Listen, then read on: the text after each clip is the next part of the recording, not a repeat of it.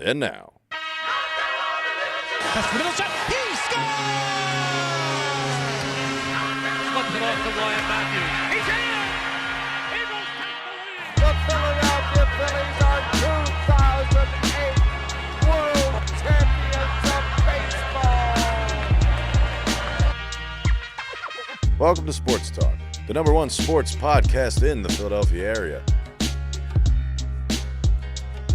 Come on out here, Brodes. This episode of Sports Talk with Brodes is brought to you by Sports R Philly. Sports R Philly contains a wide variety of great blogs across the Philadelphia area. You can follow them on Twitter at Sports R Philly or check out their website, www.sportsrphilly.com. Welcome to another episode of Sports Talk with Brodes.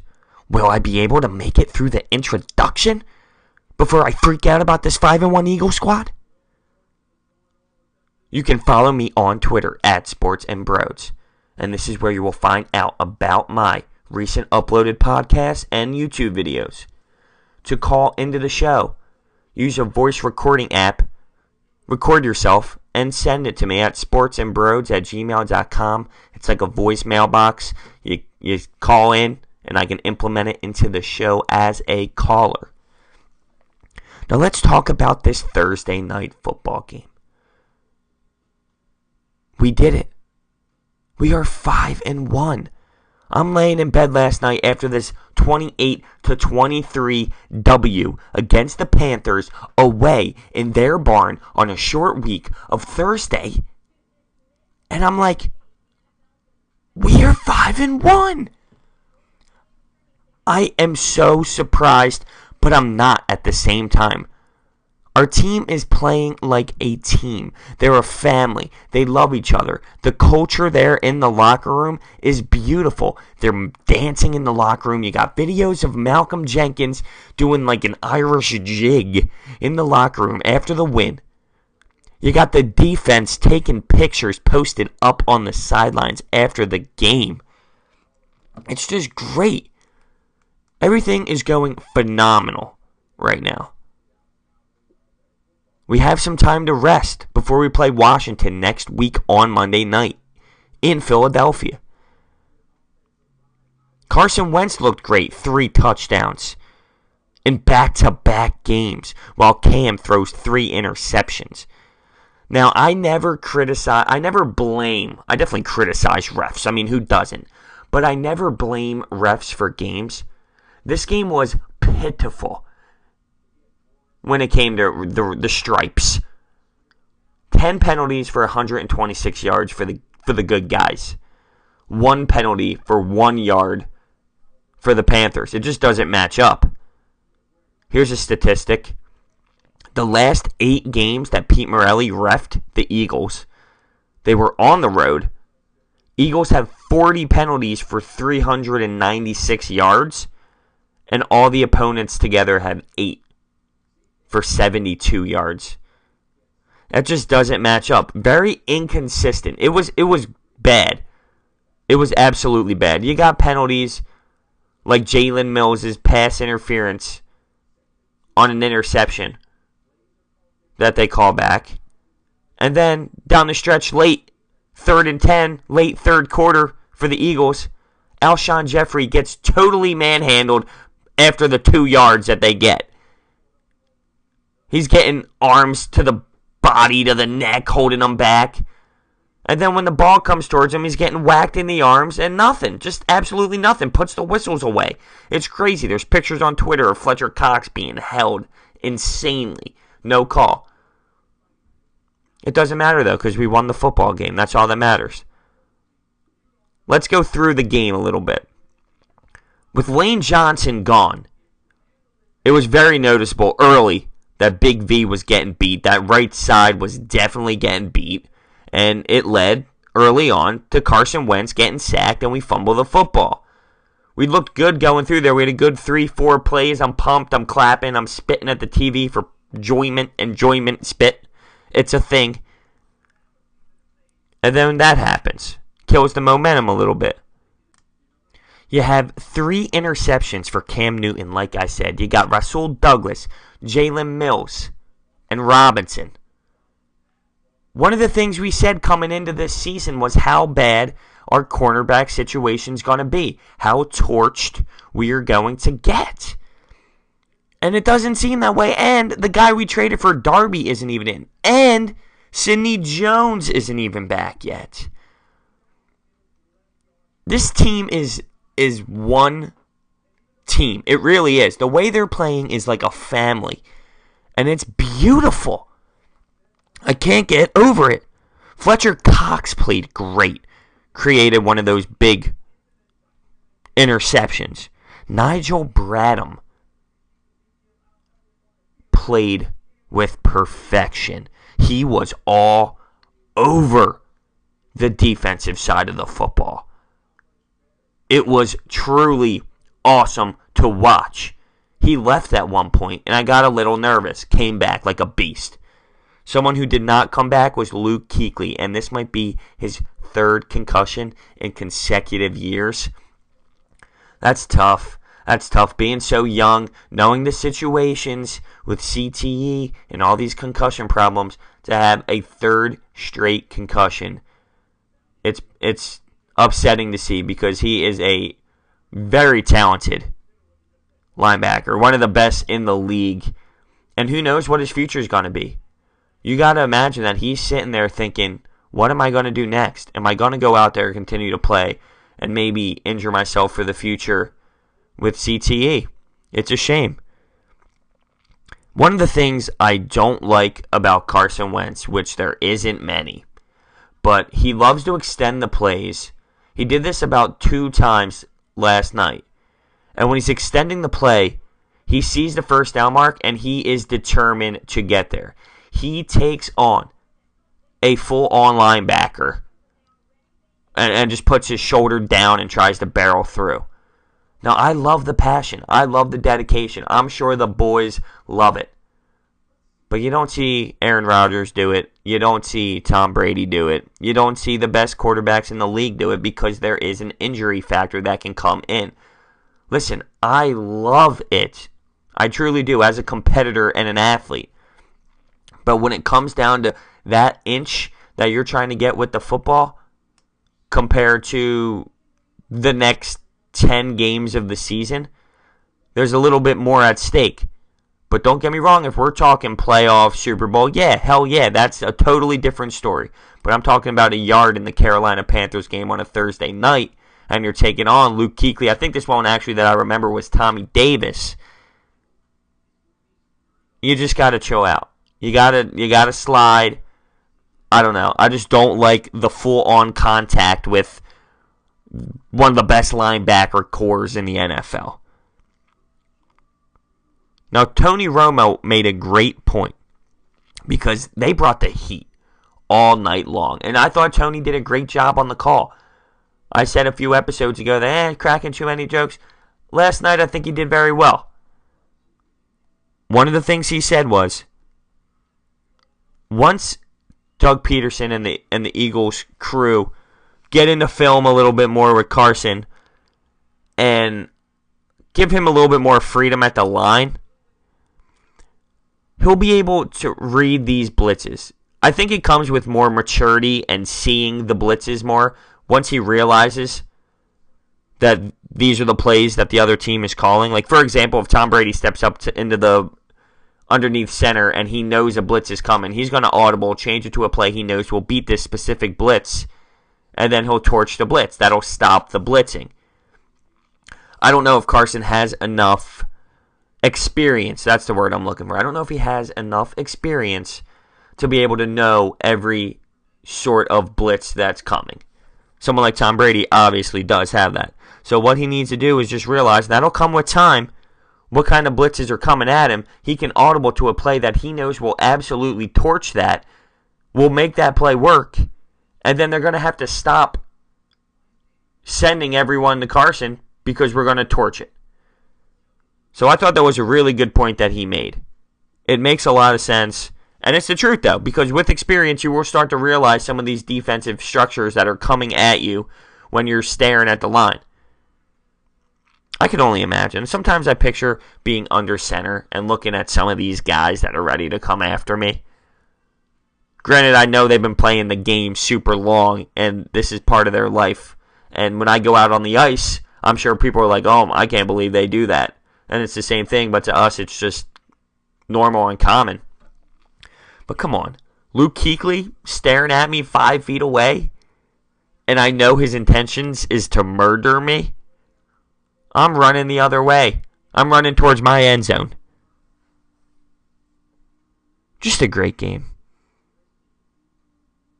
Cam Newton, at the end of the game, reached out for one. It was the touchdown that the Panthers challenged, and they said there was not enough evidence, where he leaped out of bounds, but he wasn't touching the ground yet, but the ball did pass the goal line. I don't know how they didn't call that a penalty or a touchdown. To me, I saw nothing wrong with that. He was out of bounds, but nothing touched the ground yet, and the ball was clearly over the goal line. I'm not mad about it, although they did score the next play with like a 1-yard pass to Christian McCaffrey. Zach Ertz, beautiful game. 2 touchdowns on my fantasy squad, but I'm playing Carson Wentz. But it's not bad, because you're telling me my tight end pretty much cancels out my quarterback. Although Carson had one more touchdown than Nelson Aguilar, who put on a burst of speed with that touchdown. Talk about confidence this year. It is totally a whole different player, and I think he's got a whole nother step to him. Putting him in the slot, this speed, this confidence. I just spit on my notes. I always talk about spitting on the TV. This is what happens when I get excited about my Birds squad. Barnett. There was a play in the game. The play was dead. The refs called the play dead. It was tough to hear the whistle. I'll give him that. But you see Cam give himself up in the pocket. Clearly wasn't playing anymore. Barnett buries him. And it could have been 3rd and long. But instead, personal foul. Rookie. I get it. But you got to realize those situations. It kind of hurt the flow a little bit. You're talking about 3rd and long now. And now you're giving them field opportunity. That's stuff you have to listen for. I get it, though, because it's loud in that building. And it's bang-bang plays out there. It's a quick game. You don't hear the whistle. You see the quarterback, you're going to drill him. I get it, but I don't know. You got to realize those situations, because in other games it can come back to really bite you. So that's my theory on this Eagles game. We are now 5-1, and I can't believe it. Like I said, we got Washington, Monday Night Football. We have San Francisco at home and Denver at home. Those are the next 3 games.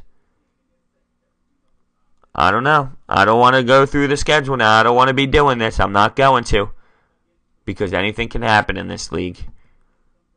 But all I'm saying is, I might have been wrong about that 8-8, 9-7 season.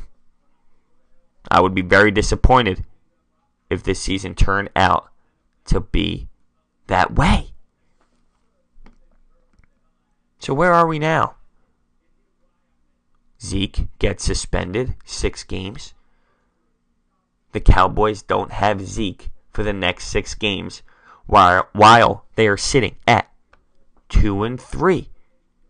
This NFC East, we really did just take control of. They're going to struggle without the running game. People think that Alfred Morris is going to be okay and be able to fill the shoes. But listen, it's not the same. I don't want to hear it. You're telling me Zeke and Alfred Morris are going to be able to produce the same thing? No shot. Because there would be no shot that Morris would be on the Dallas Cowboys if that was the case.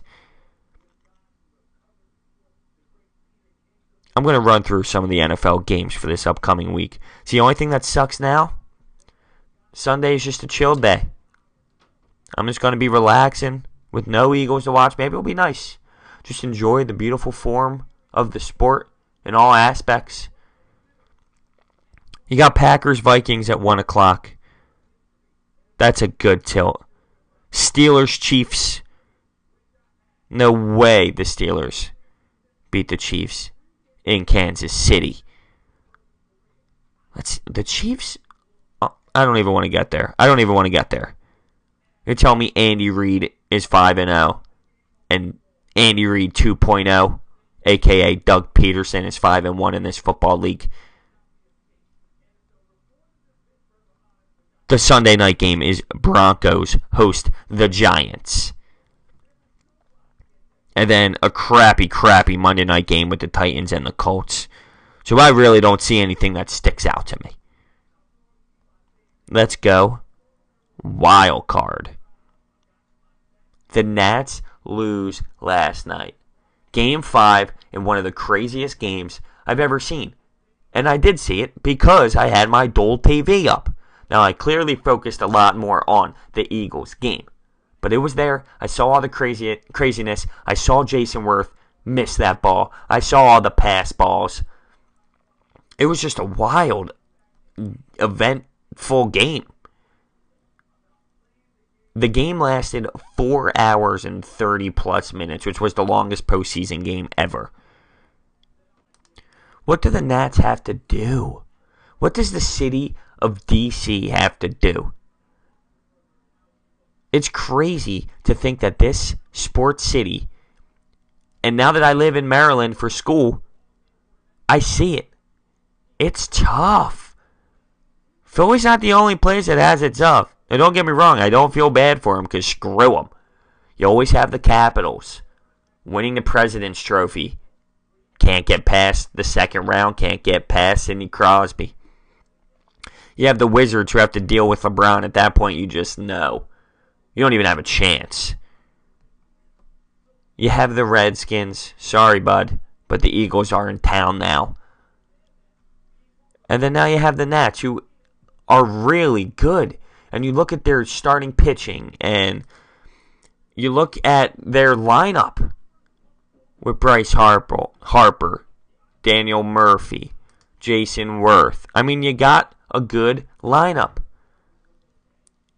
And you can't get past the Cubs. The Cubs just know how to get it done now. The score was 9-8. I mean, we are talking some crazy plays. Strikeouts, but a pass ball. So it keeps him on base. Scores a run. Hits a batter to walk in a run with bases loaded.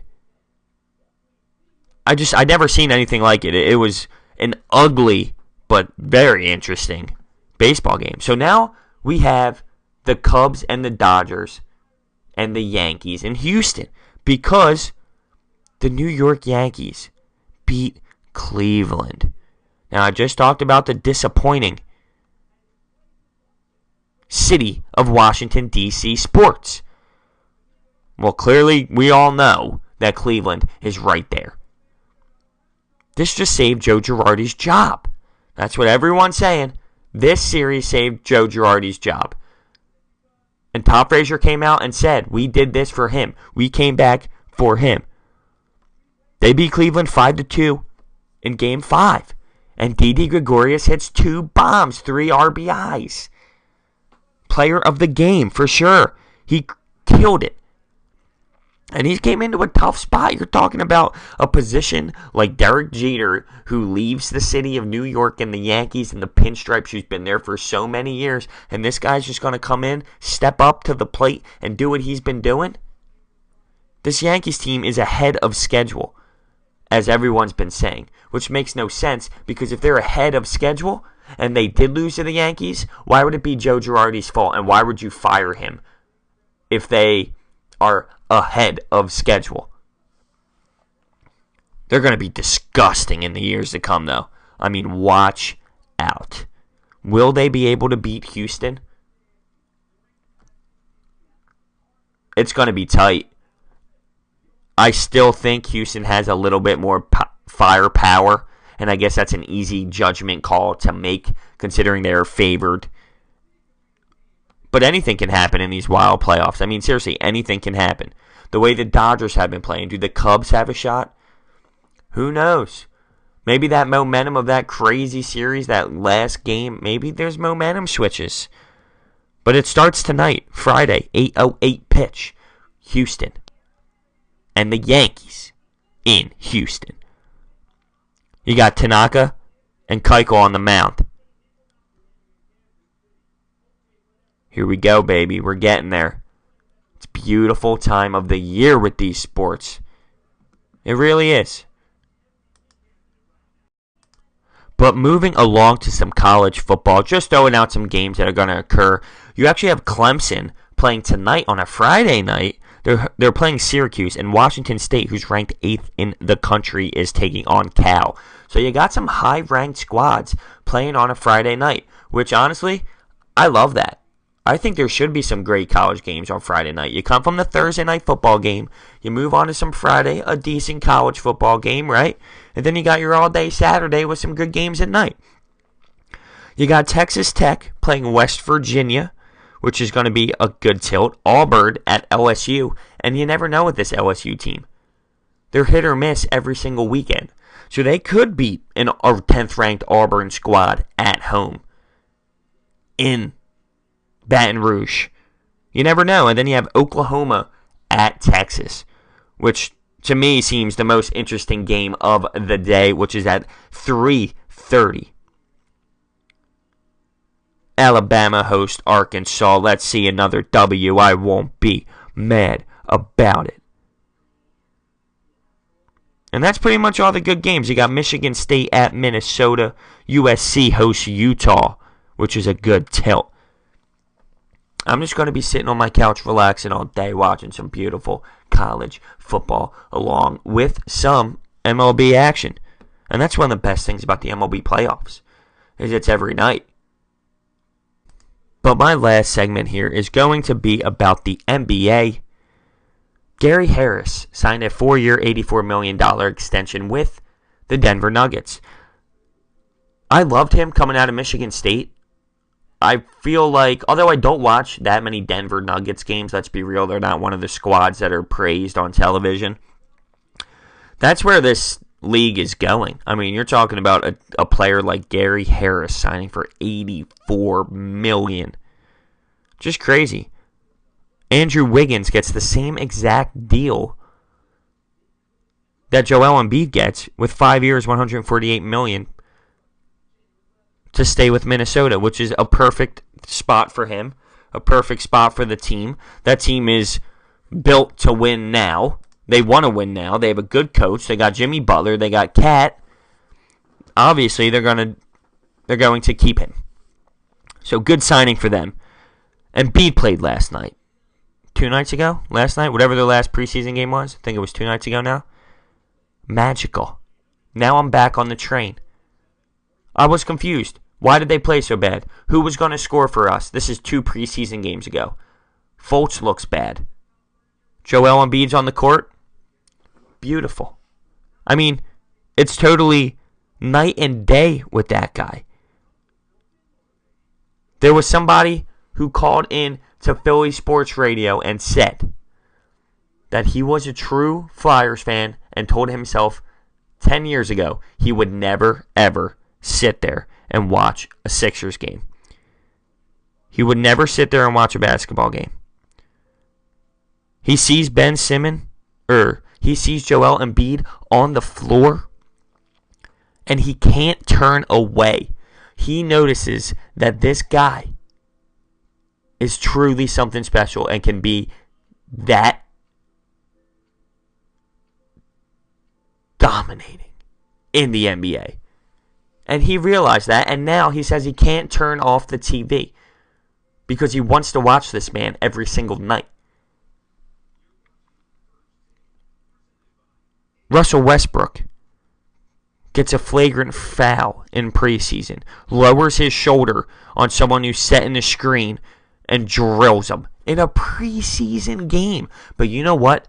At first I thought that is absolutely ridiculous. Why would he do that? He's a superstar. This is preseason. Why is he doing this? Right? That's the difference.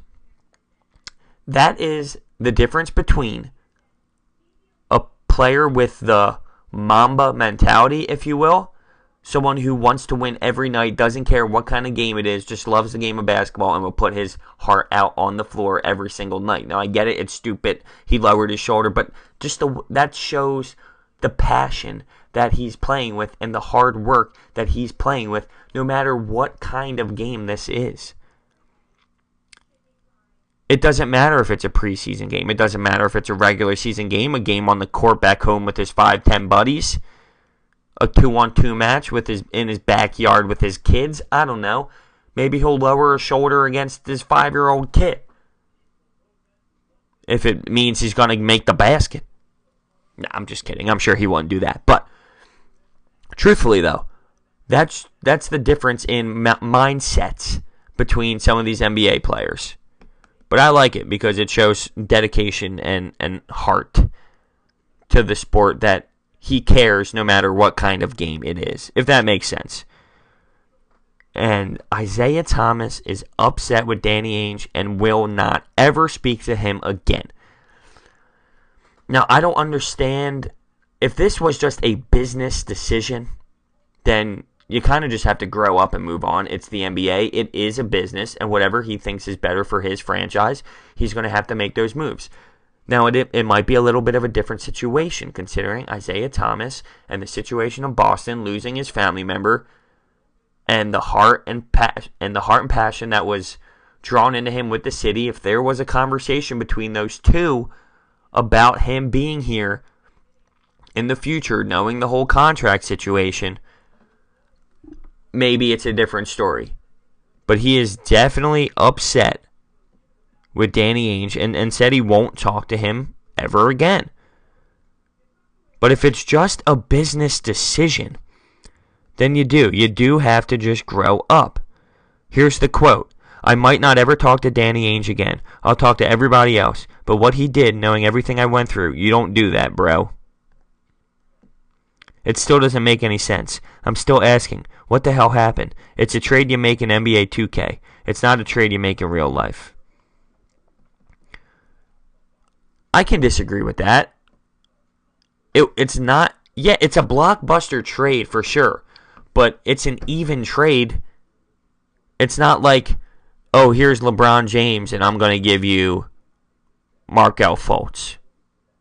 It's not a stupid trade. I mean, you guys are both getting quality players, and if he truly thinks that this is what's going to help his franchise, the Boston Celtics, do better in this upcoming season, then you have to make the move. I know you went through a lot, Isaiah, and I love your game, and I want you to succeed, and I clearly want you to win a championship this year. But it's just how it works in professional sports. Crazy things happen. People get traded. Great players get traded. It's just the nature of the field that you're in.